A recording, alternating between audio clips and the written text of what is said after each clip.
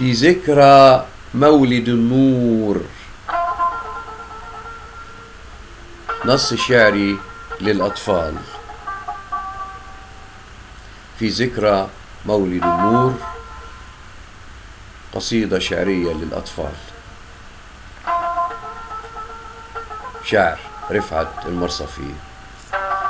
ولد الهدى فانهارت الأصنام، وبدا على وجه الحياة سلام.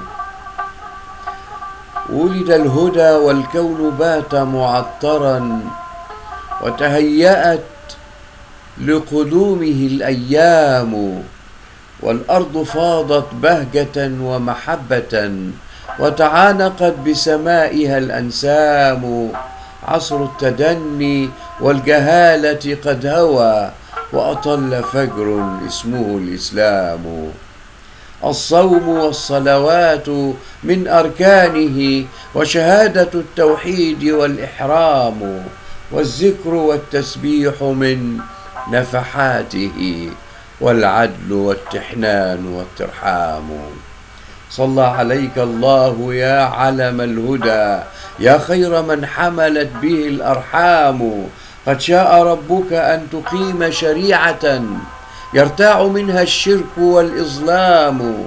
قد شاء ربك أن تكون منارة ليسير خلف ضيائك الأقوام. ماذا يضيف الشعر في هذا الشزع؟ بهت القصيد وجفت الأقلام. ذكرى ستبقى للهداية منهلا، يحيا عليها الفكر والإلهام. ماذا يضيف الشعر في هذا السنة؟ بهت القصيد وجفت الأقلام. ولد الهدى فانهارت الأصنام، وبدا على وجه الحياة سلام. ولد الهدى والكون بات معطرا، وتهيأت بقدومه الأيام. والأرض فاضت بهجة ومحبة، وتعانقت بسمائها الأنسام. عصر التدني والجهالة قد هوى، وأطل فجر اسمه الإسلام.